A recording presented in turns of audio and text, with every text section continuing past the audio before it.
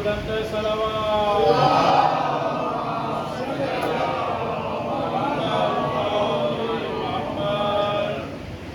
بالله من الشيطان الرجيم بسم الله الرحمن الرحيم الحمد لله الذي لا يخلق مثله الخالقون ولا يحصي نعماءه العابدون ولا يؤدي حقه المجتهدون الذي لا يدركه بعد الهمم ولا يناله غوص الفتن الذي ليس لصفته حد محدود ولا وقت موجود ولا وقت محدود ولا وجد ممدود ثم الصلاة والسلام والتحية والإكرام على أشرف الأنبياء والمرسلين سيدنا ونبينا وشفيع ذنوبنا وطبيب نفوسنا مولانا أبي القاسم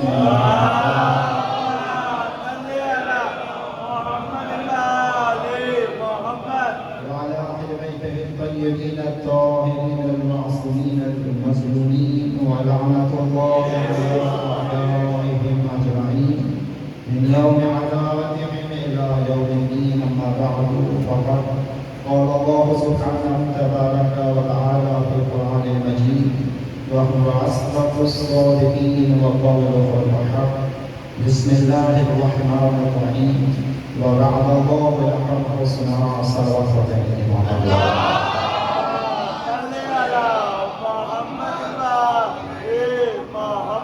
ہمیں محترم مجالس خمسہ کا سلسلہ چوتھے مرحلے میں داخل ہو چکا ہے.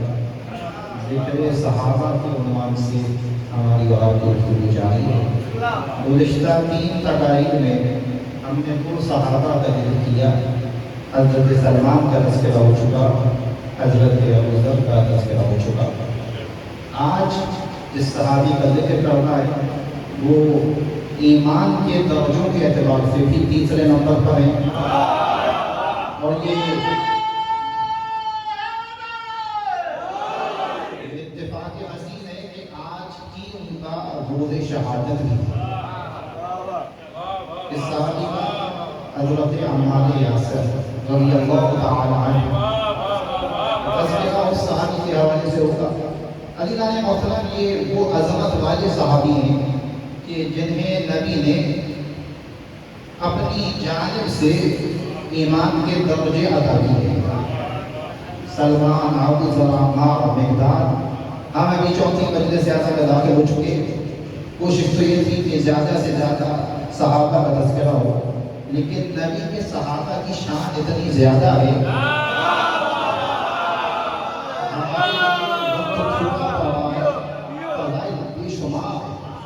اور اللہ نے محترم جس صحابی کا ذکر کرتا ہے اس کا تذکرہ اتنا وسیع ہے کہ میں آغاز ہی سے تیز پڑھنے کی کوشش کر رہا ہوں کہ مجھے یہ خدشہ ہے کہ ایک مجلس میں ذکر مکمل نہ کر سکتا. تو آپ حضرات کا ساتھ رہا تو انشاءاللہ آپ کے سامنے خاکہ ضرور ہمارے یاسر کے حوالے سے پیش کیا جائے گا. جی, کیا تعارف ہے جناب عمار کا, کیا پہچان ہے عمار کی؟ عزیزان محترم, پہلی پہچان تو یہ ہے کہ عمار اس ہستی کا نام ہے کہ جس کے باپ بھی شہید ہے, جس کی ماں بھی شہید ہے.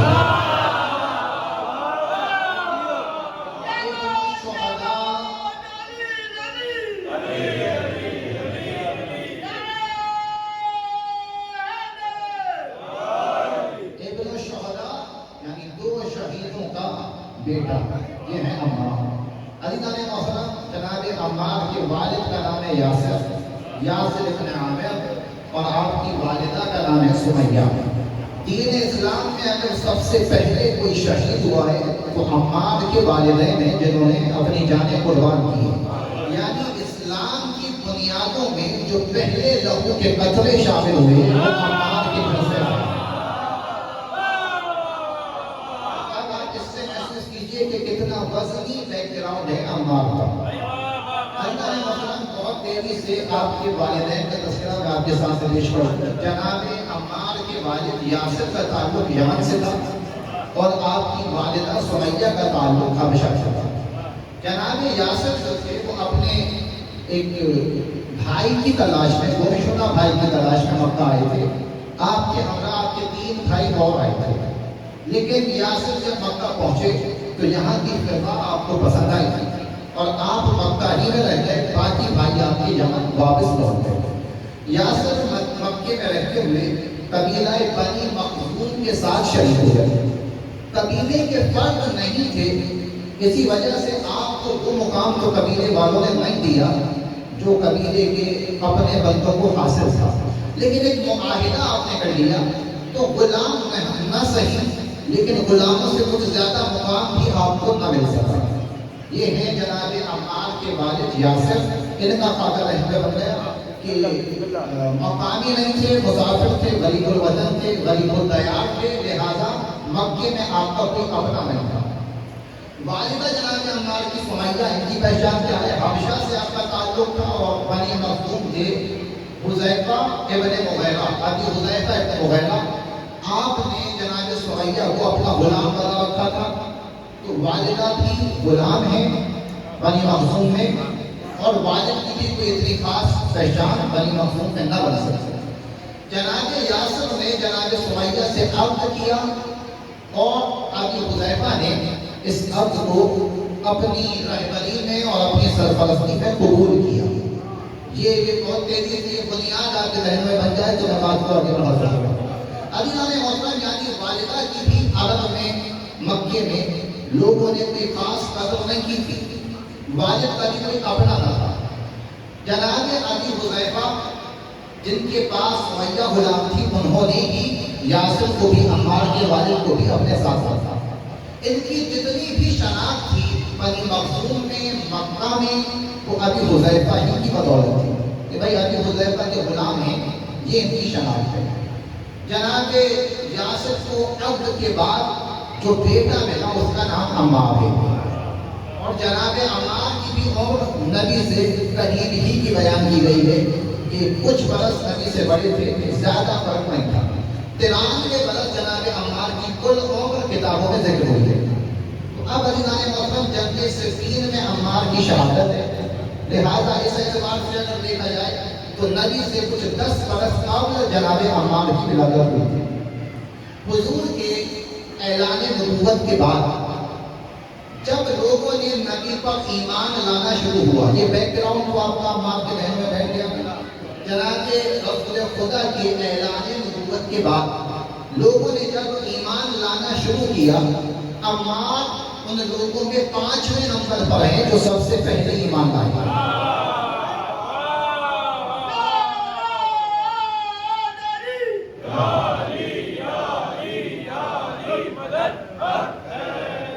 اچھا، تعلق ضروری ہے کہ بچوں کو یہ بات سمجھ میں آنی چاہیے. قدیم مسلمانوں میں سے ایک ہے عمار، جو سب سے پہلے مسلمان ہوئے. بچے بوڑھوں کی بحث کو چھوڑ کر 5ویں مسلمان ہیں. اب لوگوں نے یہ بیان فرمایا عمار کی زبانی کہ جب میں کلمہ پڑھنے کے لیے پہنچا تو نبی کے ساتھ علی تھے، 2 خواتین تھیں، اور میں نے جا کر نبی کے ساتھ کلمہ پڑھا تو 3 تو عمار نے بتا دیے، 5ویں تو عمار ہیں. اس میں ایک نام بھی ایسا نہیں آیا کہ جسے آپ نے زمانے میں سن کے پہچانا ہوگا. میں 5واں ہوں. اب مجھے نہیں پتا کہ پہلے نمبر پہ اور دوسرے نمبر پہ دوسرے لوگ کہاں سے آئے. جناب عمار 5ویں ہیں ایمان لانے والے. جناب عمار جب ایمان لائے تو نبی نے بیان فرمایا ابھی تو آغاز اسلام ہے، لہذا کسی کو اجازت نہیں کہ وہ اپنے ایمان کو ظاہر کر دے. عمار اپنے ایمان کو پوشیدہ رکھتے تھے، لہذا عمار نے یہ پیغام اپنے والدین تک پہنچایا. اور جیسے ہی یہ پیغام حق عمار کے والدین کو ملا، جناب یاسر کو، جناب سمیہ کو، تو آپ نے بھی اس دین حق کو قبول فرمایا. لیکن انہیں مکے کے ظالموں نے، ابو جہل نے نبی کے ساتھ دیکھ لیا اور یہ اس گمان میں آ گیا کہ یہ یقیناً مصطفیٰ کی حمایتی ہے، مصطفیٰ کو ماننے والوں میں سے. اور جو ہے بات کی فرمایا یہ عمار یہ اور اس کے والدین یہ مصطفیٰ کے ساتھ ہیں، اس کے ساتھی ہیں، حمایتی ہیں. لہذا ابو جہل نے کیا کیا؟ ابو جہل نے جا کر بنی مخزوم والوں سے کہا کہ یہ تمہارے قبیلے کے لوگ ہیں اور یہ اس کا ساتھ دے رہے ہیں جو تمہارے خداؤں کو جھٹلاتا ہے، لہذا ان کا بندوبست تم کرو، کیونکہ عرب قبائل میں ایک پیکٹ تھا، ایک معاہدہ تھا کہ قبیلے کے ذاتی معاملات میں کوئی دوسرا قبیلہ بول نہیں سکتا تھا۔ وہ اپنے بندے کے ساتھ خدا کرے ان کی مرضی ہے، دوسرے کو حق نہیں تھا کہ بیچ میں آواز دخل کرے۔ لہذا ابو جہل دین کا سب سے بڑا دشمن، اور اس لیے نے جناب عمار اور آپ کے والدین کے حوالے سے یہ مہم شروع کی کہ یہ حمایت کرنے آئے مصطفیٰ کی، ان کی حیثیت کیا ہے۔ اور اس دوران مصیبت یہ آئی کہ عمار اور عمار کے والدین جس کی پناہ میں تھے وہ ابی حذیفہ دنیا سے گزر گئے۔ اب ان کے جانے کے بعد ان تینوں کا کوئی سہارا باقی نہ رہا۔ بنی مخزوم والے جو تھوڑا بہت ان کا لحاظ کر لیتے تھے، وہ کسی قادر تھا کہ ابی حذیفہ کے غلام ہیں، ابی حذیفہ نہ آئے، تو ان لوگوں نے بھی انہیں تنہا پایا، اور تنہا پانے کے بعد ان پر مصیبت کی وہ انتہا ہوئی، اس طرح کی مصیبتیں ان پر ڈھائی گئی کہ قابل بیان نہیں ہے۔ یعنی اگر میں چاہوں تو ممبر کا تقدس کمال ہوگا، اس حد تک ان پر مصیبتیں ڈھائی گئی۔ اگر کتابوں میں محفوظ کی گئی کہ آپ کی والدہ کو کس حد تک ستایا گیا، آپ کے والد کو کس حد تک ستایا گیا، عمار نے اپنی آنکھوں کے سامنے اپنے والدین کے ساتھ کیا کیا سلوک دیکھے، یہ بیان نہیں کیے جا سکتے۔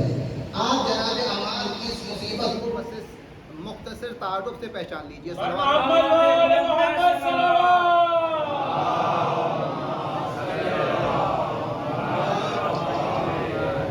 اللہ نے محترم ابو جہل نے عمار کی آنکھوں کے سامنے، میں بس تمام مصیبتوں کو سمیٹ کر اتنا بتلا دوں کہ ابو جہل نے آپ کے شکم میں عمار کے سامنے نیزہ مارا اور آپ کی والدہ کو شہید کر دیا۔ عمار نے اپنی آنکھوں سے اپنی والدہ کی شہادت دیکھی اور دوڑے ہوئے اپنی والدہ کو اپنی آغوش میں لیا۔ جیسے کہ سمیہ عمار کی آغوش میں آئی تو سمیہ کے آخری جملے یہ تھے کہ میں اپنی آنکھوں سے جنت کے باغات دیکھ رہی ہوں۔ ان ساری مصیبتوں پہ بس ایک جملہ مرہم تھا، نہیں پہنچ پائے گا۔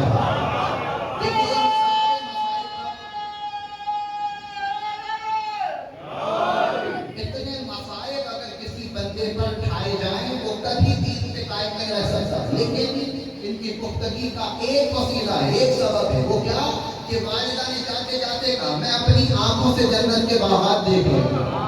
عمار کے والد کا ایمان مزید پختہ ہو گیا، دنیا کتنی ہی سخت چنا ہو جائے ہمارا انجام خیر ہے۔ لہذا عمار کا یقین مزید بڑھ گیا کہ ہمیں کتنا ہی چنا ستا لیں، ہمیں دین حق کو نہیں چھوڑنا۔ اور پھر اسی لمحے پہلے والدہ کو شہید کیا گیا اور پھر عمار کے سامنے عمار کے والد یاسر کو شہید کیا گیا۔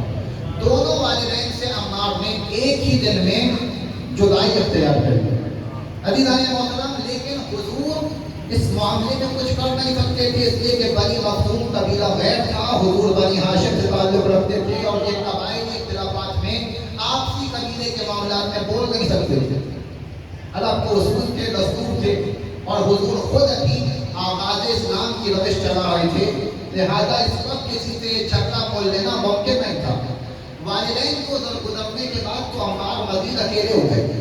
بنی مخزوم والے بھی عمار کو ستانے لگے اور قریش کے سارے جتنے بھی دشمن دین تھے سب نے مل کر عمار کو ستانا شروع کیا، اور اتنا ستایا عمار کو کہ بعد رسول عمار کو کوفے میں ایک شخص نے دیکھا تو عمار کی پشت پہ اس نے اتنے زخموں کو محسوس کیا کہ وہ یہ پوچھنے پہ مجبور ہو گیا کہ بھلا یہ شخص کون ہے جو اتنا زخمی ہے، اور جواب دینا یہ صحابی رسول عمار ابن یاسر ہے۔ یعنی اتنی مصیبتیں عمار پر ڈھائی گئیں کہ برسوں میں بھی وہ نشان مٹ نہ سکے جو مصیبتوں کے نشان پشت عمار پر تحریر ہوئے تھے۔ جلدی ریت کر عمار کو لٹایا جاتا اور عمار سے کہتے بلاؤ اس اللہ کو جسے تم مانتے ہو، بلاؤ اپنے اللہ کو تمہاری مدد کی خاطر آ جائے۔ عمار صبر سے کام لیتے۔ حضور نے عمار کی مصیبتوں پر عمار کو ایک وصیت دی، فرمایا فاصبر یا اعلی یاسر، اے یاسر کے گھر والوں تمہیں نصیحت ہے کہ تم ان مصیبتوں پہ صبر سے کام لو۔ حضور کی یہ نصیحت عمار نے اتنے یقین کان عامل سے اس پہ عمل شروع کیا کہ ہر مصیبت پہ عمار صبر کرتے رہے. جب جلدی ریت پہ عمار کو لٹانے سے کام نہیں بنا تو دہکتے انگاروں پر عمار کو لٹایا گیا اور پھر کہا گیا ہے عمار اپنے عقیدے سے تلافی کر لو, واپس پلٹاؤ دین پر. عمار نے پلٹنے سے انکار کیا. حضور جب گزرنے لگے نا تو دیکھا کہ عمار کو دہکتے ہوئے انگاروں پر برہنہ لٹایا گیا ہے. حضور نے ایک بار عمار کے ماتھے پہ ہاتھ رکھا اور ایک جملہ کہا. تمام اہل سنت اہل تشیع کی کتابوں میں عمار کی فضیلت کے باب میں یہ جملہ محفوظ ہے. حضور نے ماتھے پہ ہاتھ رکھا اور فرمایا یا نارو کونی بردم و سلام علی عمار کما کنتی علی ابراہیم. اے آج عمار پہ ایسے ٹھنڈی ہو جا جیسے ابراہیم پہ ٹھنڈی ہوئی تھی.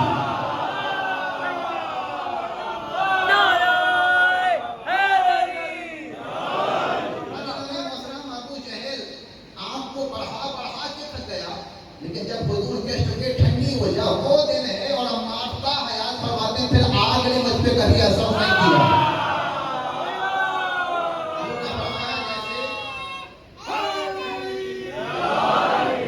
مولا آباد رکھے فرمایا جیسے ابراہیم پہ آگ ٹھنڈی ہو گئی تھی مجھ پہ آگ ٹھنڈی ہو گئی.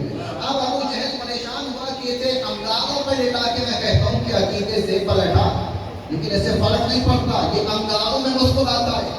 اب کیا کیا جائے گا؟ انگاروں سے تو اسے اذیت نہیں ہوگی, اسے پانی میں ہوتے دیے جائیں کہ کسی طرح یہ عقیدے سے پلٹے. عمار کو پانی میں تب تک ڈبویا جاتا جب تک کہ عمار کی حالت غیر نہ ہو جائے. عمار کو ایک روز اتنا ستایا گیا, اتنا ٹارچر کیا گیا, اتنی مصیبتیں عمار پہ ڈھائی گئیں کہ بالآخر عمار اپنے ہوش کو بیٹھے اور بے ہوشی کی کیفیت میں, بے حالی کی کیفیت میں عمار سے وہ جملے کہلوا لیے جو وہ کہلوانا چاہتا تھا.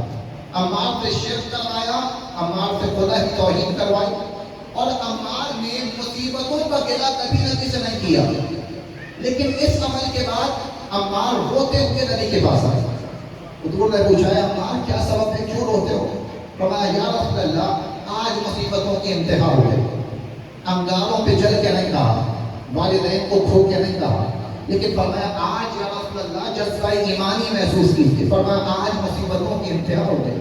عمار کیا ہوا؟ فرمایا یا رسول اللہ آج مجھ پہ اتنے مسائل اٹھائے کہ میں نے بے حالی میں وہ کہہ دیا جو وہ کہلوانا چاہتے تھے. حضور نے کہا عمار تمہارا دل تم کیسا پاتے ہو؟ جو کہہ چکے وہ کہہ چکے, اپنے دل کو کس کیفیت میں پاتے ہو؟ سلمان عمار نے کہا یا رسول اللہ دل تو اطمینان ایمان سے مطمئن ہے, لیکن زبان پہ وہ کلمات آ گئے جو میں نہیں لانا چاہتا تھا. حضور نے کہا اگر دل مطمئن ہے تو عمار پر خیر ہے, اگر وہ پھر تمہیں مجبور کرے تو کہہ دینا جو وہ کہتے ہیں.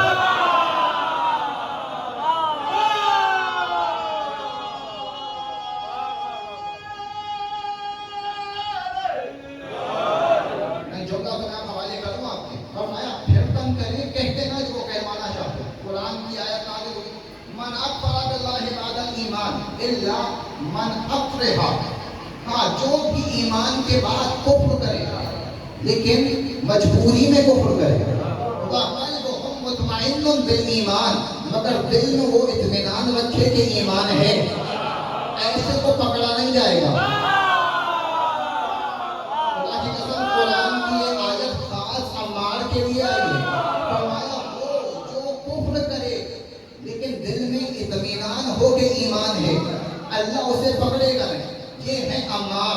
آئیے قرآن کی ایک اور آیت سنیے.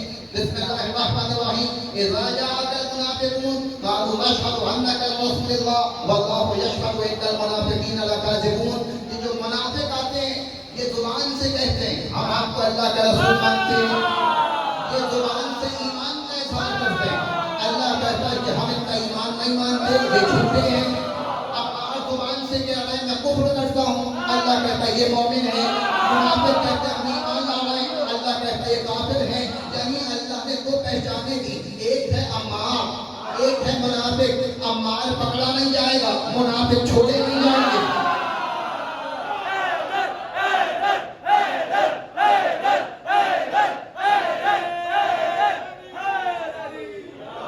ایک لمحے کے لیے رکوں گا اور عالم سوال دے کے آگے بڑھ جاؤں گا کہ یہ آیت کہ جس میں کفر کرنے والے کو دل میں اطمینان ہونے پر اللہ نے تسلی دی، اس کا نام تو آپ نے بڑی شان سے لکھا، یہ عمار یاسر تھے، تو وہاں پہ کفر تھا مگر دل میں ایمان، لیکن منافقوں کے نام نہیں بتائے۔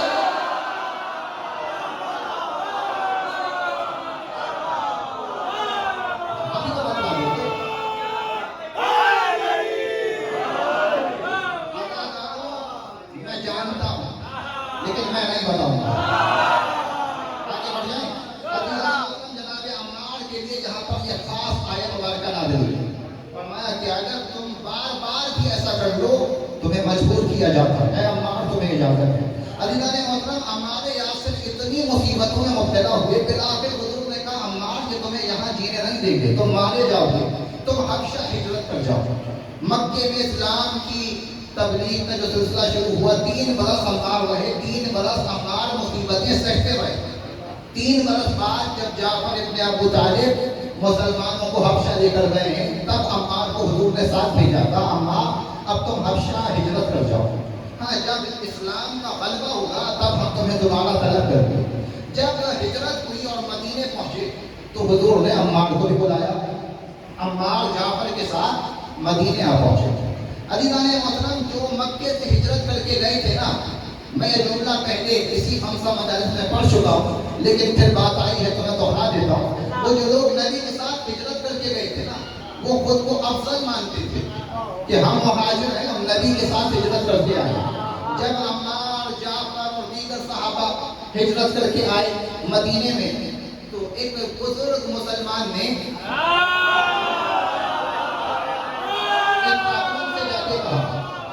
میں عمار کی فضیلت میں یہ جملہ سنا رہا، ایک بزرگ صحابی رسول نے، آپ پہچان جائیں گے بنا نام کے بھی، جا کر ایک خاتون سے کہا، اسماء بنت امیس، ان کے پاس پہنچے اور فرمایا تم تو حبشہ سے آئے ہو؟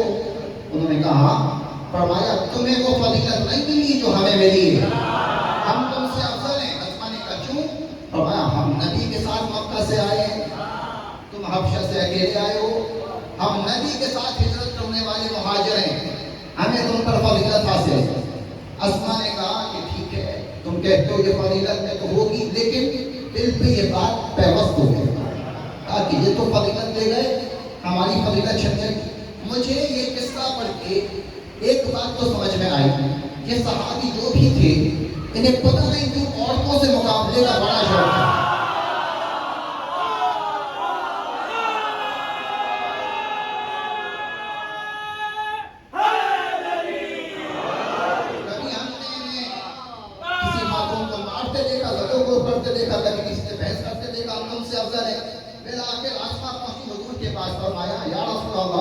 مجھ سے فلاں نے یہ کہا ہے کہ وہ ہم پر فضیلت رکھتے ہیں۔ پوچھا کیوں؟ کہا کہ وہ آپ کے ساتھ ہجرت کر کے آئے ہیں اور ہم تو تنہا آئے ہیں، کیا وہ فضیلت دے گئے؟ حضور نے کہا بلاؤ، بلایا سامنے اور فرمایا یاد رکھنا تمہیں ان پر نہیں، ان کو تم پر فضیلت حاصل ہے کہ تم نے ایک ہجرت کی ہے، یہ ذو الہجرتین ہیں، یہ 2 ہجرت کر کے آئے ہیں۔ اب میں جملہ کہہ کے پھر آگے بڑھ جاؤں، وہ جو اسماء پہ فضیلت نہیں لے سکے وہ علی ابن ابی طالب تھے۔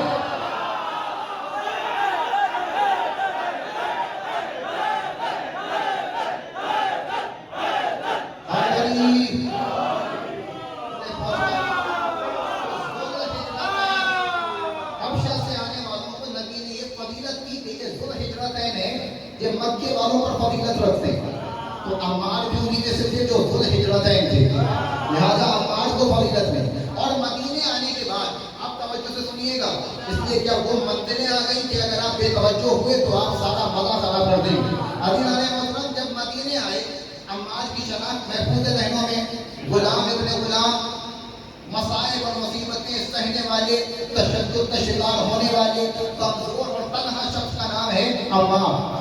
مدینے آئے، جنگ بدر کا موقع آیا، وہ جس نے اب تک عمار پہ مصیبتیں ڈھائی تھیں، اب وہ میدان میں عمار کے سامنے آئے گا۔ عمار نے ایک بار کہا علی ابن ابی طالب سے، فرمایا یا علی اب وقت انتقام ہے۔ علی مولا نے کہا عمار نصیحت یاد رکھنا، تم نے مصیبتیں سہی اللہ کی خاطر، تلوار بھی اللہ کی خاطر چلے گی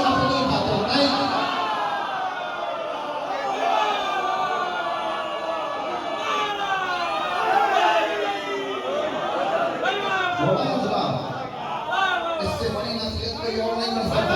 علی مولا نے کوئی اور ہوتا کہتا ہاں مال بدلہ لینا اپنی ایک ایک مصیبت کا. فرمایا نہیں، مصیبتیں اللہ کی خاطر برداشت کی ہیں، تلوار بھی اللہ ہی کے لیے چلائی جائے. ایسا نہیں ہو کہ تم بدر کے میدان میں اسی کو ڈھونڈو جس نے تم پہ ظلم کیے. جتنے ہیں سب اللہ کے دشمن ہیں. عمار نے ایک بار بڑھ کے کہا یا علی میں غلام ہوں، میں نے مکے میں کبھی تلوار چلانا نہیں سیکھا. یا علی میدان میں جانے کا تو شوق ہے، تلواریں مجھ پہ چلی ہیں میں نے چلائی نہیں. علی مولا نے کہا فکر کس بات کی جب میں موجود ہوں. آج یہ مرحلہ ہے جہاں آپ محسوس کریں گے عمار کسے کہتے ہیں. مدینے میں بدر سے پہلے لڑنے کی مشقیں عمار کو علی نے کروائی ہیں. اب جس نے علی سے تلوار چلانا سیکھا اور حمزہ سے تیر چلانا سیکھا، سوچو وہ کتنا بہادر ہوگا. عمار کے دو استاد ہیں جہاد کے مرحلے میں، ایک علی ایک حمزہ. اب عمار نے جہاد کرنا سیکھا، مجاہد بن گئے، اور عمار کو مجاہدوں کی صفوں میں بڑے مشہور لوگوں میں شمار کیا گیا ہے. عمار کسی چھوٹے مجاہد کا نام نہیں، مجاہد کبیر کو عمار کہتے ہیں. یہ ایک مرحلہ فرمایا کہ اصحاب بدر میں شریک ہیں عمار. میں ایک منزل پہ رک نہیں سکتا، مجھے آگے بڑھنا ہے.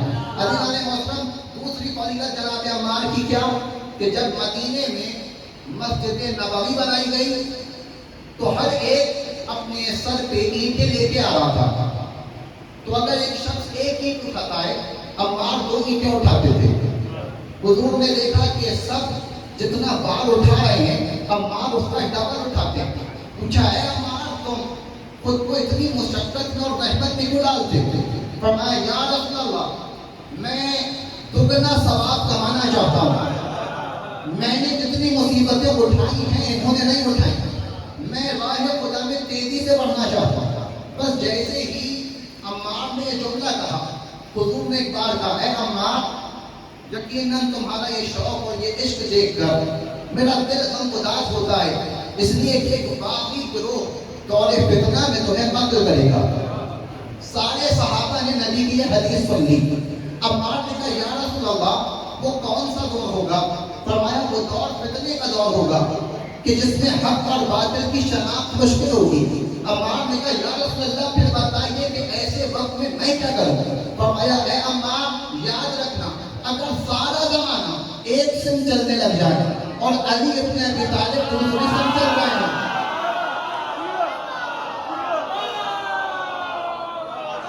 نقشے بننے ذہن میں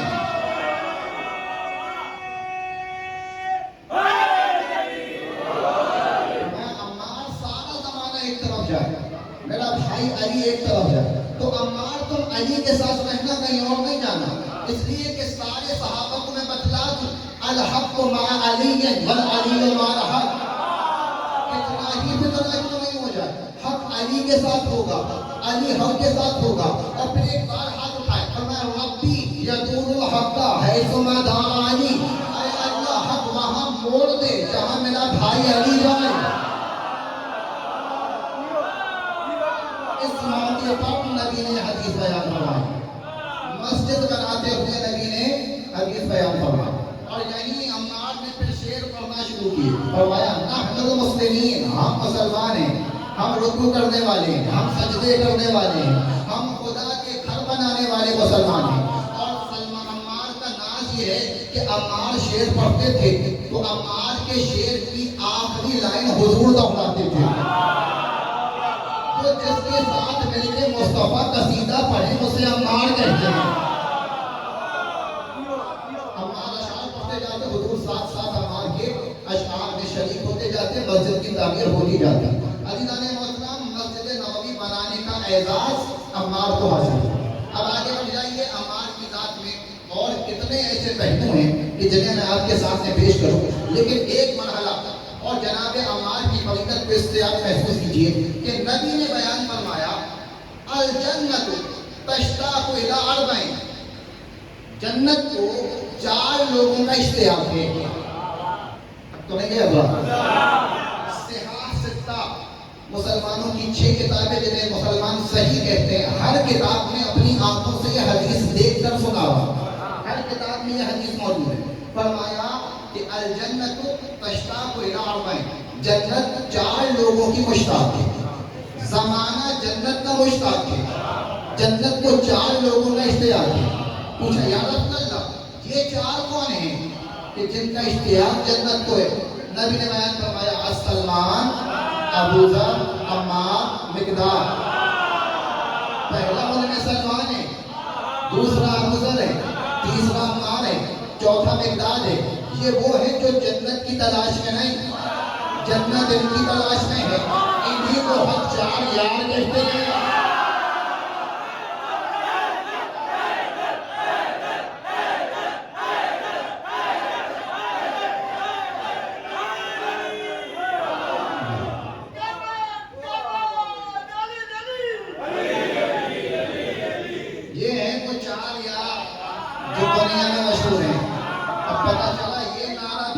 چھڑایا گیا ہے۔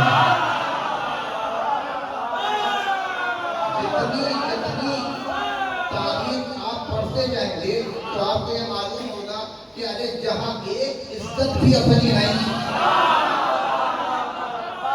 وہاں کے لیے اب کیا بات کی جا سکتی ہے۔ فرمایا یہ وہ ہے کہ جن کا اشتیاق جنت کو ہے۔ عمار ایسے مجاہد کا نام ہے کہ جس نے کسی میدان میں بھی کشتی نہیں دکھائی۔ عمار کی فضیلت کے بعد میں ایک منزل لکھی گئی کہ جہاں جنگ یمامہ میں حضور کے ساتھ عمار لڑ رہے تھے۔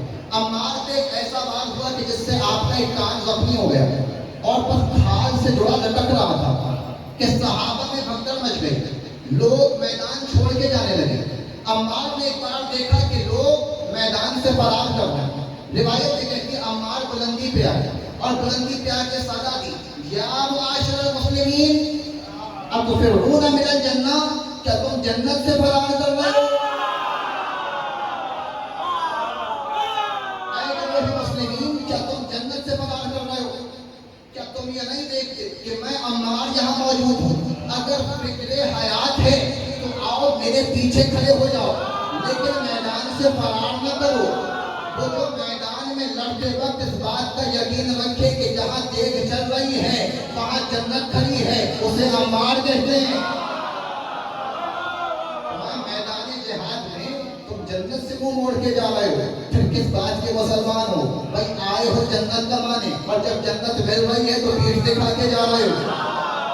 عمار اس مرد میدان کو کہتے ہیں کہ جو میدان میں جب جم گئے تو جم گئے، میدان میں پیٹھ نہیں دکھائی۔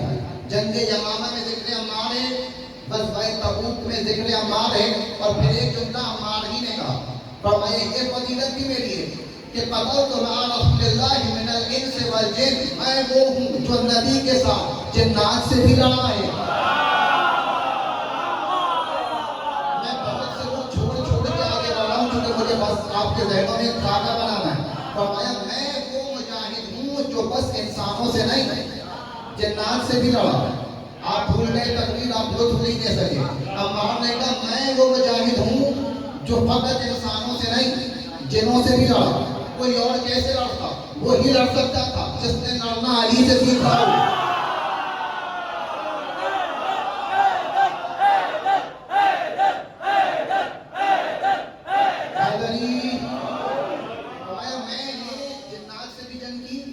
میں نے انسانوں سے بھی جنگ کی۔ کون سا مرحلہ تھا؟ فرمایا جنگ کے بیر العرب میں جب حضور کے ساتھ مسلمانوں کا قافلہ جا رہا تھا، ایک بار کچھ صحابہ نے بڑھ کے کہا یا رسول اللہ گرمی شدید ہے، پیاس لگ رہی ہے۔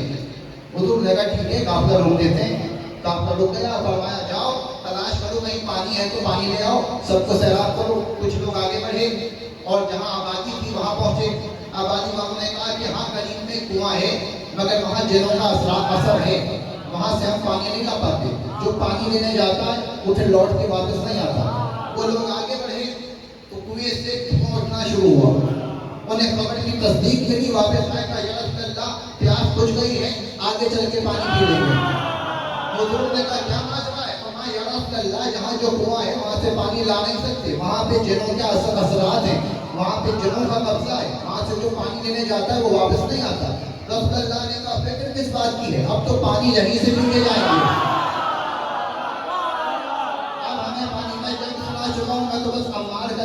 نہیں بیٹھا، فرمایا پانی یہیں سے پی کے جائیں گے۔ اب حضور نے بیان فرمایا کون ہے جو میرے لیے پانی لینے جائے؟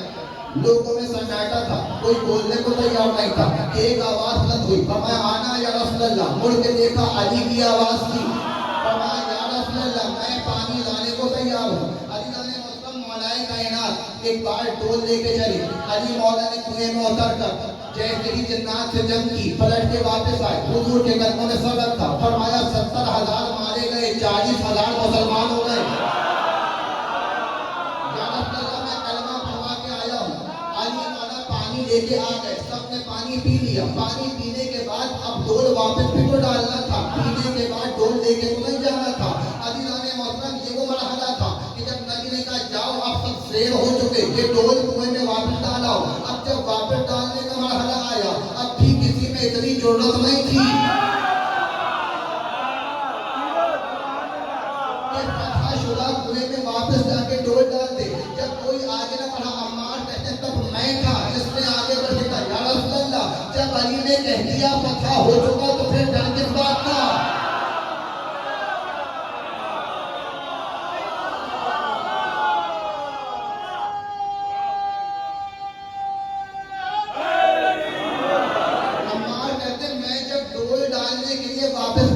کوئی ایک زخمی جن رہ گیا تھا جس نے میرے ہاتھ کو تھام لیا، مجھے کنویں کے اندر کھینچا جانے لگا۔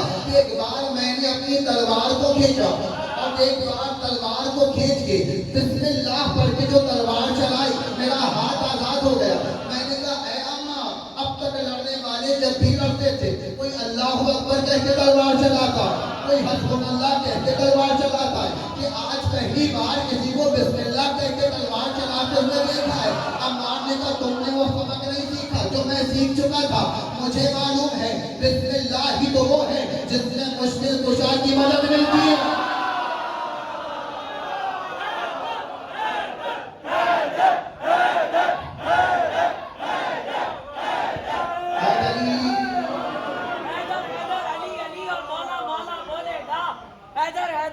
علی علی اور مولا مولا بولے گا، عشق علی میں پاک لہو کا قطرہ قطرہ بولے گا، عشق علی میں پاک لہو کا قطرہ قطرہ بولے گا۔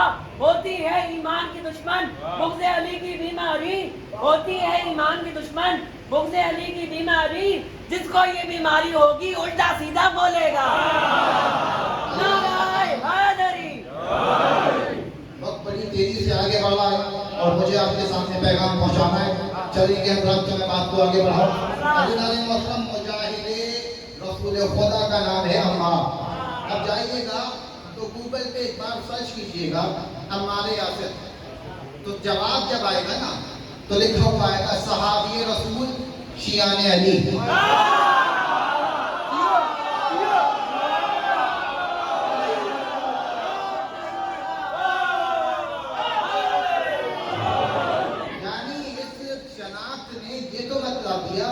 کہ جتنے بھی تھے وہ سب شیعہ نہیں تھے،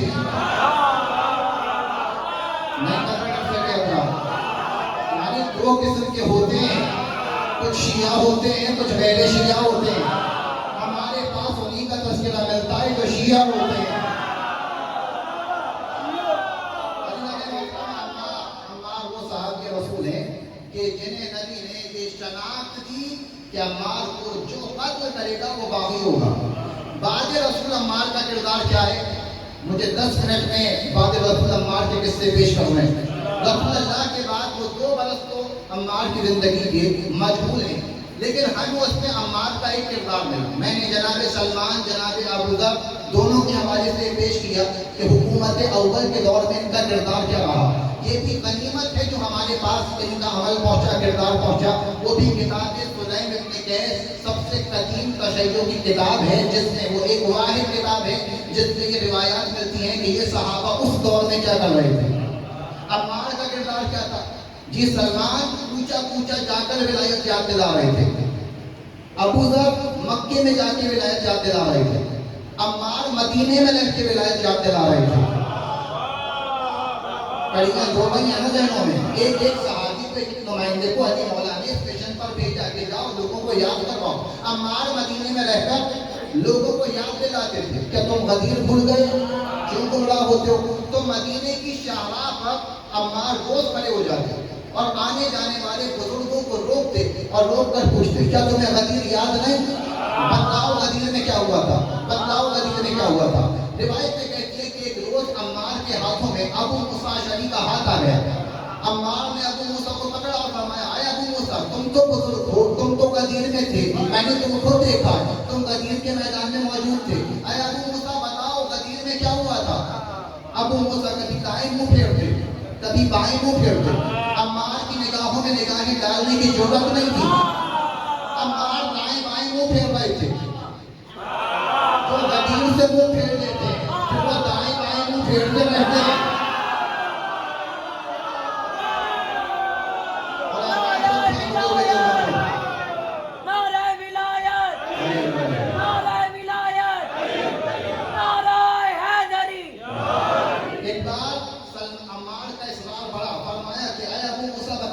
غدیر میں کیا ہوا تھا؟ ابو موسیٰ جواب نہیں دیتے تھے. علی مولا کا غضب ہوا. علی مولا نے دیکھا کہ عمار اصرار کر رہے ہیں, وہ جواب نہیں دے رہے. فرمایا اے عمار چھوڑ دو, جانے دو, انہوں نے اپنے حصے کا دین لے لیا, یہ اب اس سے آگے نہیں بڑھ سکتے.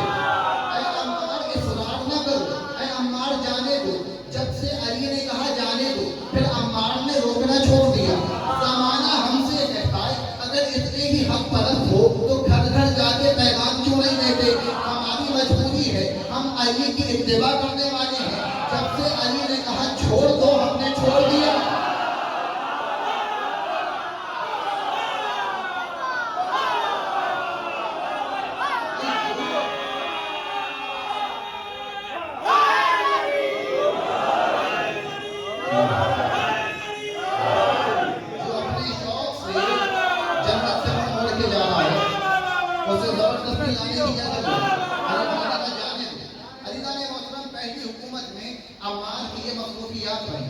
دوسری حکومت میں عمار کو حاکم نے ایک مقام عطا فرمایا, وہ کوفے کا والی بنا کر بھیجا گیا اور وہ بھی مولائے کائنات کے اصرار پر.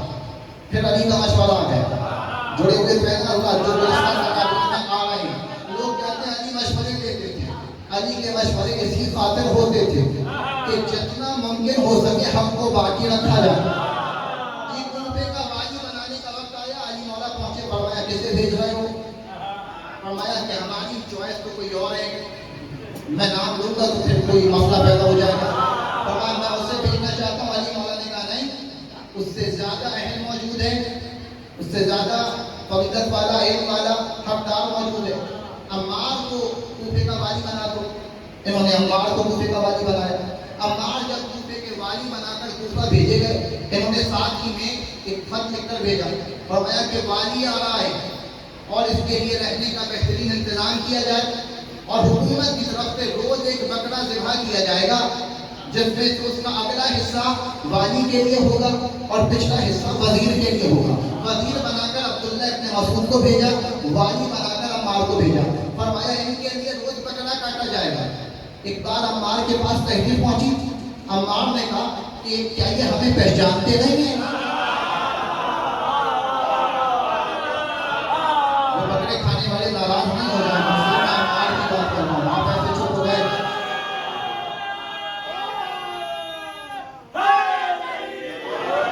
یہ صحابہ کی بات ہے, جو پیغام لے جائے وہ لے جائے. فرماتے ہیں ہمیں پہچانتے نہیں. حاکم اپنے لیے بہترین غذا رکھیے اور رعایا میں پکڑو پاکاؤ. فرمایا نہیں, ہمیں اس کی ضرورت نہیں ہے. جب تک سارے کوفے والے گوشت کھانے نہ لگ جائیں, عمار اپنے لیے بہترین غذا نہیں لے گا. فرمایا جو غلبا کی غذا ہوگی وہی عمار کی غذا ہوگی.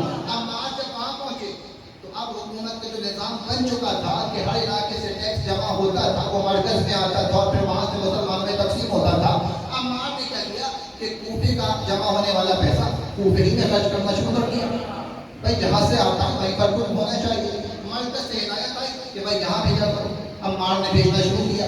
جب مرکز بھیجا جانے لگا تو کوفے میں جتنا مال جاتا تھا, جتنی کوفے کی ضرورت تھی اتنا کوفے کو نہیں دیتے تھے. بصرہ میں مال زیادہ دیا جاتا تھا جبکہ بصرہ کی آبادی کم تھی. کوفے میں مال کم دیا جاتا تھا جبکہ کوفے کی آبادی زیادہ تھی. لوگوں نے عمار سے شکایات کی. جوڑ تو پا رہے سمجھ پا رہے ہیں. لوگوں نے عمار سے شکایات کی کہ حاکم جو ہے وہ ہمارے لیے تو پیسے کم بھیجتا ہے, بصرہ والوں کی زندگی میں ٹھاٹ آتے جا رہے ہیں اور ہماری حالتیں بہتر نہیں ہو پا رہی. عمار کہتے تھے حکومت فنڈ نہیں دیتی, میں کیسے کام کروں, وہاں سے فنڈ ریلیز نہیں ہوتا. اور وہ چاہتے بھی یہی تھے کہ لوگوں میں عمار کو برا بنایا جائے. اگر عمار کام کرتے رہے تو یہ کوفے میں پکے ہو جائیں گے, اور یہ پکے ہو گئے تو ہم کچے ہو جائیں گے. یہ پکے ہو گئے تو ہماری حکومت کمزور ہو جائے گی. لہٰذا عمار میں ٹکنے نہیں پائیں. تو فنڈ نہ دے دے کر لوگوں کو عمار سے باغی کر دیا کہ کوفے سے کچھ لوگ چلے سفر کر کے حاکم کے پاس پہنچے, کہا بھائی ہمیں عمار نہیں چاہیے, یہ ہمارے لیے کام نہیں کرتا. اب حاکم جسے چاہتے تھے اسی کو والی بنا کر بھیج دیا. عمار واپس آ گئے مدینے. توجہ ہے حضرات کی, عمار مدینے واپس آ گئے. حاکم کو فکر لاحق ہوئی کہ علی سے شکایت کریں گے. جیسے ہی عمار مدینے آئے نا, پہلے دربار بلا لیا. فرمایا عمار میں یہ نہیں چاہتا تھا, لیکن کوفے والوں کے اصرار پر بغاوت کا خطرہ ہو گیا تھا, میں نے تمہیں واپس بلایا ہے. اے عمار مجھ سے ناراض تو نہیں ہوں, میں ضامن ہوں جو پڑھ رہا ہوں. فرمایا عمار مجھ سے ناراض تو نہیں ہوں. عمار نے تاریخی جواب دیا. فرمایا تو نے والی بنا کر یہ سمجھ لیا تھا کہ راضی ہو گیا ہوں.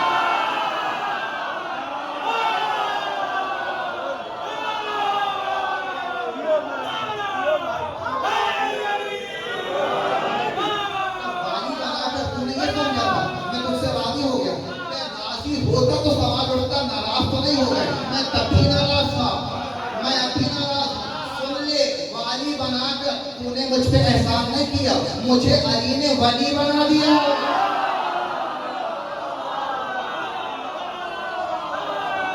نہیں قریب سے گیا جملہ, تو نے مجھے والی بنایا. والی تھا فقط کوفے کا, ولی ہوں کائنات کا.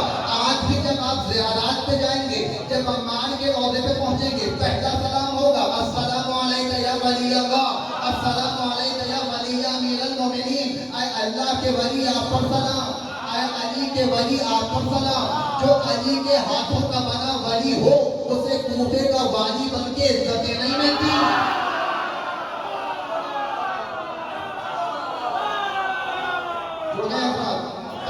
بہت تیزی سے منزل کی طرف بڑھنا ہے. تیسری حکومت آ گئی, عمار کا یہ کردار رہا. دوسری حکومت میں, تیسری حکومت میں تو ظاہر ہے کہ جو تاریخ میں ظلم کی انتہا ہوئی وہ تو تاریخ میں محفوظ ہے. اور جب بغاوت کا خطرہ پیدا ہوا تو ایک تحقیقاتی ٹیم بنی کہ جو رپورٹ پیش کرے گی کہ حاکم نے کیا کیا کیا ہے, لوگوں کے الزامات صحیح ہیں یا نہیں. ان میں عمار شریف تھے, اور عمار باطل رپورٹ تو پیش کر نہیں سکتے. اب ظاہر ہے کہ یہ ایک ایسا گوشہ ہے کہ جو تفصیل طلب ہے, لیکن میں بس نقطے پیش کر دوں گا. پڑھنے والی جو شوقین ہے وہ تاریخ پڑھیں. عمار کو بلایا گیا دربار میں, کہا کہ حمایت میں رپورٹ بنا دو, جتنی دولت مانگو ہم دیں گے, ہمارے حق میں رپورٹ بنا دو. آڈٹ والوں کو خرید رہے ہیں. عمار نے کہا یہ ممکن نہیں, اگر تم حق ہو تو ہم شکایت نہیں دیں گے, اور اگر باطل ہو تو ہم چھوڑیں گے نہیں. اس لیے کہ ہم دنیا پر آخرت کو ترجیح نہیں دے سکتے, آخرت کو دنیا پر ترجیح نہیں دے سکتے. عزیزان محترم, دنیا کو ہم فضیلت نہیں دیں گے, آخرت ہمارے لیے حقیقی مقام ہے. لہذا فرمایا کہ جو حق ہوگا میں وہی رپورٹ پیش کروں گا. اور عمار نے جب تحقیقات کی, جو رپورٹ سامنے آئی وہ تو خراب تھی, اور خراب رپورٹ کے سبب ظاہر ہے کہ پھر وہ ہوا جو تاریخ میں محفوظ ہے. لوگوں نے کہا کہ بھئی اس کے ذمہ داروں میں سے ایک عمار ہے, اور اسی کے سبب عمار سے عداوت دلوں میں پیدا ہو گئی کہ عمار نے اس موقع پر بکنے سے انکار کر دیا. جس نے بکنے سے انکار کیا اس کی عداوت میں زمانہ اکٹھا ہو گیا, اور عمار ہر موقع پہ علی مولا کے ساتھ ہی رہے. تو اب تینوں زمانوں میں عمار نے علی کا ساتھ نہیں چھوڑا, علی کی حمایت ہی میں رہے. عزیزان محترم, میں نے آپ کے سامنے جملہ پیش کیا کہ اللہ کے رسول نے یہ فضیلت عطا کی کہ 4 بندے ہیں جن کا اشتیاق جنت کو ہے. یہ جنت کو ان کا اشتیاق کیوں ہے, یہ جنت ان کی منتظر کیوں ہے؟ تو میں نے ایک جملہ اور پڑھا تھا, بعد رسول 4 صحابہ تھے جنہوں نے باطل کی بیعت نہیں کی تھی. ان میں سے ایک عمار ہے, کیونکہ عمار نے کبھی بھی کسی کے آگے سر نہیں جھکایا.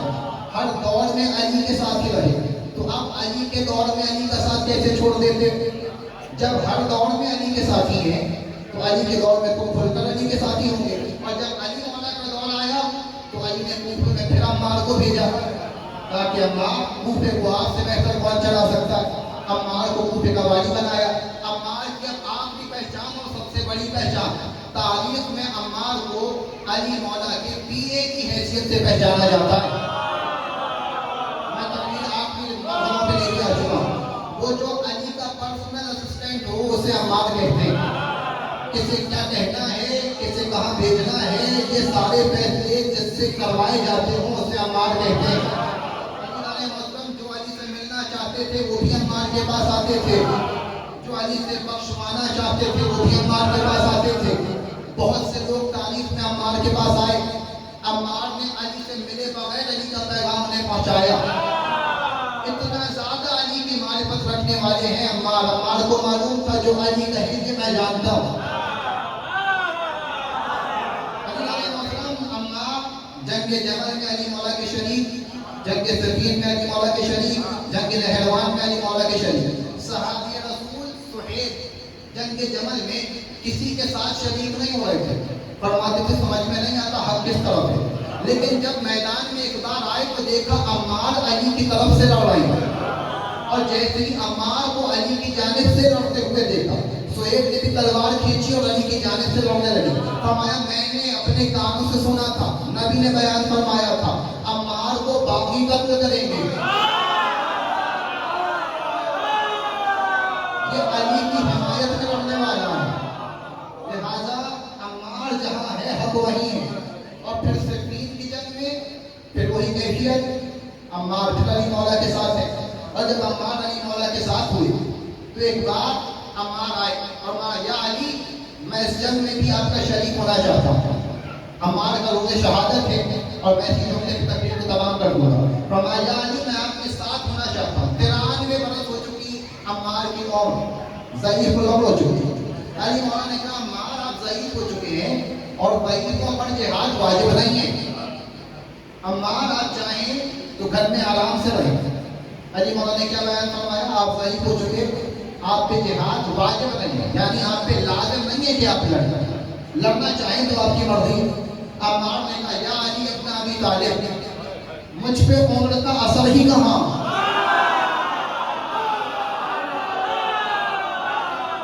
اگر بات آپ کی حمایت میں لڑنے کی تو مجھ پہ عمر کے کوئی اثرات نہیں ہیں، یا علی میں آج بھی ویسا ہی جوان ہوں، آپ مجھے اپنے ساتھ لے کے چلیے۔ ایک بار یہ کلام ہوا، آخری مرحلے ہیں تقریر کے، فرمایا علی مولا نے اے عمار اب آنا ہی چاہتے ہیں تو مرحبا، ہاں عمار یہ وہی جنگ ہے جس کی بشارت ملی تھی، عمار یہ وہی جنگ ہے جس کی آپ کو بشارت ملی تھی، عمار اسی جنگ میں آج جامع شہادت نوش کر۔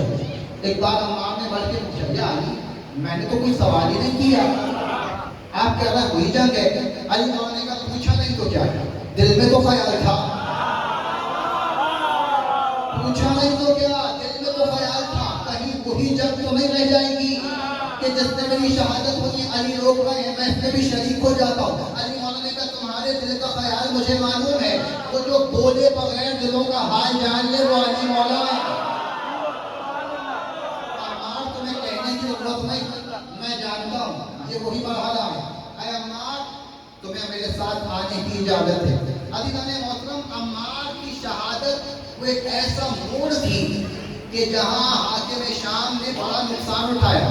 اب تک جو لوگ علی کے لشکر میں شامل نہیں ہوئے تھے، عمار کی شہادت کے بعد ان سب کی حمایت علی کو حاصل ہوئی، اس لیے کہ سب کو یاد آ گیا کہ جو قاتل عمار ہے وہی باغی ہے، جسے نبی نے باغی کہہ دیا ہو اسے زمانہ بے خطا اور بے گناہ کہنے پہ آیا ہوا ہے۔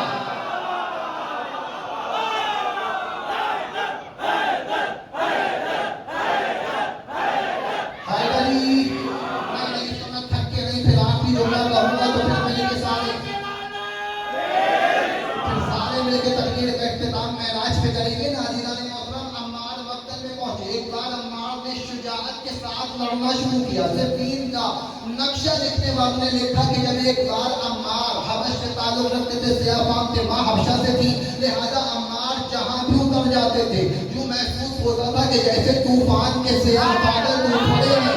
جہاں عمار 93 برس میں علی کے ساتھ لڑنے کے لیے سفید میں اترے ہیں، علی مولا نے کہا تھا ضعیفی آئی ہے، اب دکھانا تو تھا نا کہ بال سفید صحیح مگر دل جوان ہے۔ ایسے جوانوں کی طرح حملہ کر رہے تھے کہ ایک ملعون نے عمار کا نشانہ لیا، عمار کو شہید کیا۔ جیسے ہی عمار شہید ہوئے، ایک بار عمر نے آج دوڑا اور دوڑ کے جا کے اس نے کہا، اے حاکم شام، تم نے یہ بڑا غلط کیا، تجھے عمار کو نہیں مروانا تھا۔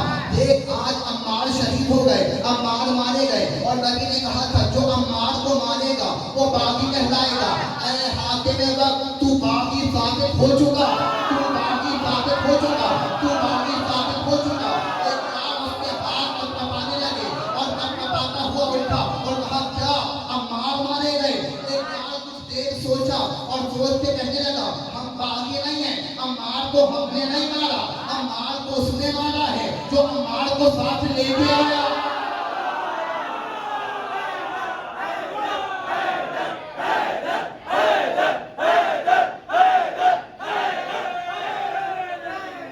فرمایا ہم نے عمار کو کہاں مارا، وہ لے کے کیوں آئے عمار کو؟ نہ عمار آتے نہ عمار مارے جاتے۔ عزیزان محترم، عمرو بن عاص نے بیان فرمایا کہ آج یہ فیصلہ ہو چکا کہ تجھے تاریخ اب باغی لکھے گی۔ اس نے کہا نہیں نہیں، ہم تاریخ میں اس الزام کو علی ہی کے ساتھ ڈالیں گے، وہ لے کے نہیں آتے تو عمار مارے نہیں جاتے۔ عزیزان محترم، مجھے سمجھ میں نہیں آتا صحابی کے بیٹے کا قاتل، خود صحابی کا قاتل محمد بن ابی بکر کو کس نے مارا؟ عمار کو کس نے مارا؟ خود علی کو کس نے مارا؟ 3 صحابہ کو قتل کر کے وہ بے خطا اور بے گناہ ہے، ہم منافقوں پہ لعنت کر کے کافر ہو گئے۔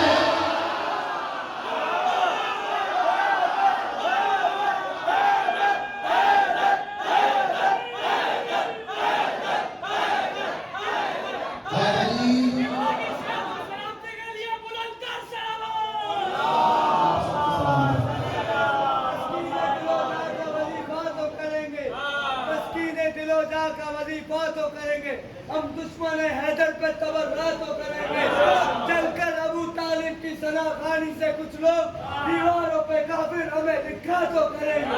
نعرہ حیدری! چہرہ عبادت گزار دیکھتے ہیں، علی کا چہرہ عبادت گزار دیکھتے ہیں، امام عصر کو وہ ہونہار دیکھتے ہیں، امام عصر کو وہ ہونہار دیکھتے ہیں، امام عصر کو وہ ہونہار دیکھتے ہیں۔ وہ بند آنکھوں سے پروردگار دیکھتے ہیں اور وہ بند آنکھوں سے پروردگار دیکھتے ہیں، اور کہیں یہی تو نہیں عسکری کا نور نظر وہ کعبہ کھول کر یوں بار بار دیکھتے ہیں۔ علی کا گھر، علی کا کعبہ، علی کا گھر یوں۔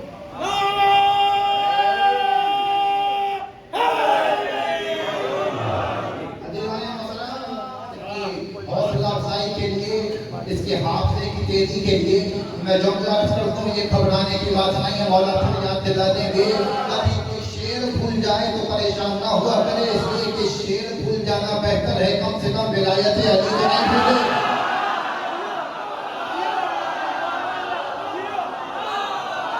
علی کو دیکھا ہے جب سے میرے گھر والے، علی کو دیکھا ہے تو جب سے میرے گھر والے کفن ہٹا کے مجھے بار بار دیکھتے ہیں۔ نعرہ حیدری! عمار وہ ہیں کہ جو جنگ صفین میں جنہیں شہید کیا گیا، اور جب عمار کی شہادت کی خبر علی مولا کو پہنچی تو علی مولا نے گریہ کیا، مار اور ایک جملہ کہا، کتنی مصیبتیں برداشت کر کے گیا عمار، تم نے بڑے غم دیکھے، ماں کا غم دیکھا، بابا کا غم دیکھا، اور پھر خود اتنی مصیبتیں سہ کر، اتنی تکلیفوں کا سامنا کرتا حق پر جام شہادت موصول ہے۔ 9 صفر و تاریخ جب عمار کی شہادت ہوئی، عزیزان محترم، عمار کے لیے خاصہ رکھا گیا تھا۔ تمام حجاج کرام احرام پہن کر کعبۃ اللہ میں آتے تھے، مگر عمار کرتا پہن کے آتے تھے، اس لیے کہ جسم اتنا زخموں سے چور تھا کہ سورج کی روشنی عمار کے جسم کو اذیت دیتی تھی۔ حضور نے فرمایا تھا، اے عمار، آنکھ کے لیے یہ عذر ہے، آپ کو اجازت ہے، آپ برہنہ نہ آئیے۔ نبی سے عمار کی پشت نہیں دیکھی جاتی تھی۔ بس اللہ تعالیٰ پھر میں جملہ کہتا ہوں، وہ مصطفیٰ جس سے عمار کی پشت نہ دیکھی گئی، وہ سید سجاد کی پشت کیسے دیکھی گئی؟ اللہ تعالیٰ عمار کے مصائب تاریخ میں لکھے، لیکن عمار خوش نصیب ہے کہ ساری مصیبتیں دیکھنے کے بعد علی جیسا مددگار ساتھ میں ہے۔ عمار کوفے کے والی ہو گئے۔ عمار آنکھوں کے سامنے بابا کی شہادت دیکھی، ماں کی شہادت دیکھی، مگر عمار ماں باپ کا لاشا دفنانا تو نصیب ہو گیا نا۔ ہاں، میرا اس غریب امام کو سلام کہ جس نے آنکھوں کے سامنے بابا کا لاشا بے کفن دیکھا۔ اس امام کی مصیبت پر سلام کہ جس نے اپنی آنکھوں سے اپنے ہر پیارے کا لاشا پامال ہوتا ہوا دیکھا۔ اللہ تعالیٰ ذکر کرتا ہے کربلا کے اس چھوٹے شہید کا کہ جس سے جہاد لازم نہیں تھا۔ میرے مولا حسین علی اصغر کو گودی میں لے چلے، فرمایا میں یزیدیوں سے تقاضا کروں گا، میرے دشمن ہو، میرے بچے میں تو ملکہ بنا، کم سے کم میرے اصغر کو تو سیراب کر دو۔ لے کے چلے مولا حسین علی اصغر کو آگوش میں۔ جیسے ہی مقتل میں پہنچے، ایک بار صدا دی، اے فوج اشقیا، اگر مجھے پانی نہیں دینا چاہتے، میرے علی اصغر کو تو سیراب کر دو، یہ 6 مہینے کا معصوم ہے، اس سے تمہاری کیا عداوت؟ اور اگر تم یہ سمجھتے ہو کہ اس کے بہانے حسین سیراب ہو جائے گا، لو میں نے کہا تھے علی اصغر کو لٹایا، آؤ اپنے ہاتھوں سے اسے سیراب کر دو۔ کچھ پیچھے ہٹے، منتظر رہے، اور ایک لال تھا، اے میرے لال تم بھی حجت خدا ہو، ذرا ان پہ حجت کو تمام کر دو۔ ایک بار خشک زبان علی اصغر نے خشک ہونٹوں پہ پھرانا شروع کی۔ یزیدیوں نے معصوم کی یہ ادا دیکھی، فوج میں بغاوت کا منظر پیدا ہونے لگا۔ کچھ کہتے تھے سیراب کر دو، کچھ کہتے تھے نہیں حسین کا بیٹا ہے، اسے پانی نہیں دینا۔ ایک کہا عمر سعد نے کہا اس کی زبان کو بند کیا جائے، حسین کے کلام کو منقطع کیا جائے۔ حرملا کو بلایا، کہا کہ اس سے پہلے بغاوت ہو جائے، اس سے قتل کیا جائے۔ حرملا نے تیر جوڑا، تیر بھی وہ تیر کہ جس سے حیوانوں کا شکار کیا جائے۔ حرملا نے تیر جوڑا، علی اصغر کا نشانہ لیا، مولا نے آغوش میں اصغر کو اٹھایا، چاہا کہ علی اصغر کی سمت تیر چلا دے۔ ایک بار ایک بیوی کی سزا آئی، اے حرملا حیا کر، یہ تیر بڑا ہے حسین کا اصغر چھوٹا۔ حرملا حیا کر، اس تیر کا قد علی اصغر سے بڑا ہے۔ حرملا نے تیر چلایا، نشانہ نہ لگ سکا، دوسری بار تیر چلانا چاہا، اب جو تیر کھینچا پھر کسی بیوی کی سزا، اے حرملا حیا کر، میرا اصغر 3 دن کا پیاسا ہے، علی اصغر بڑا معصوم ہے، اس کا دوسرا نشانہ چوکا۔ ایک بار اس سے کہا تیرے نشانے کبھی نہیں چوکتے، آخر آج کا سبب ہے تیرا نشانہ نہیں لگتا۔ بس اب جو تیسرا بار اس نے کیا، تیسرا جو تیر چلا، علی اصغر کے گلوئے خشک سے پار ہو کے حسین کے بازو میں پیوست ہو گیا۔ علی اصغر کا گلا بدن سے لٹک کر جدا ہو گیا۔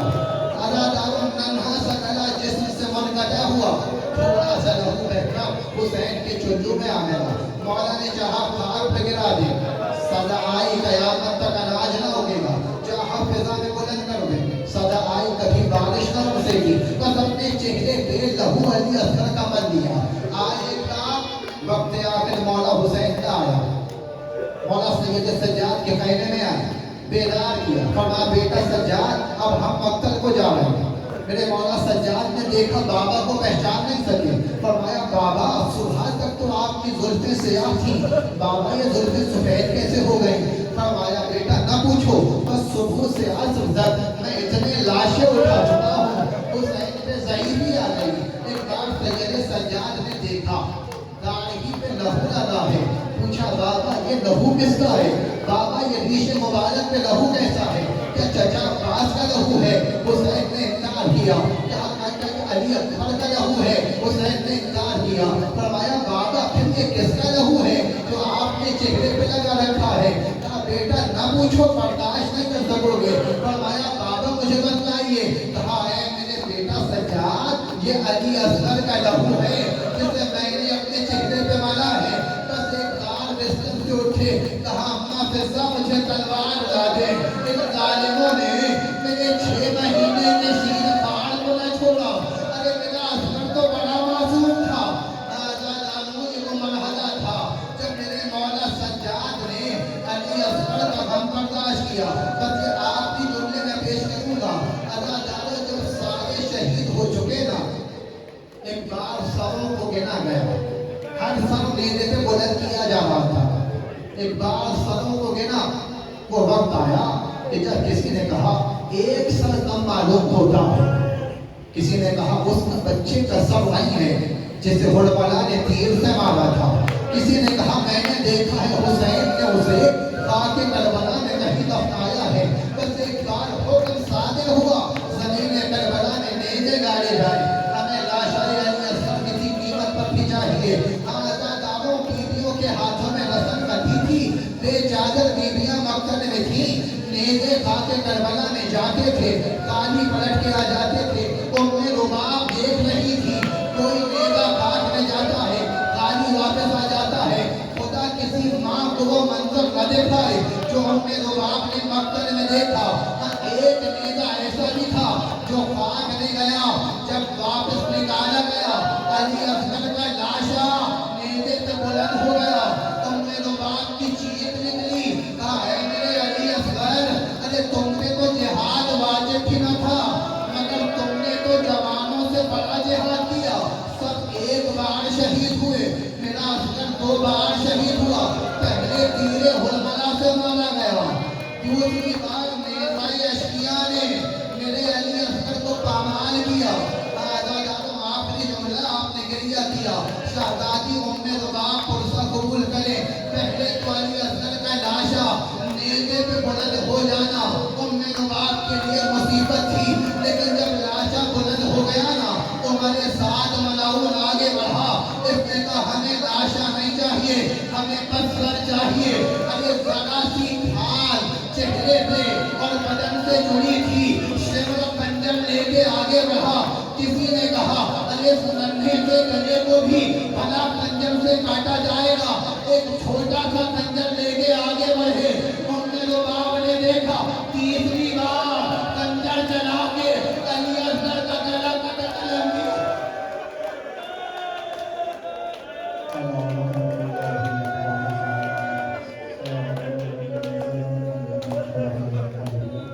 پروردگار اس کا عبادت کو قبول فرما، بانیان کی نیک توفیقات میں اضافہ فرما، حاضرین کی نیک حاجات قبول فرما.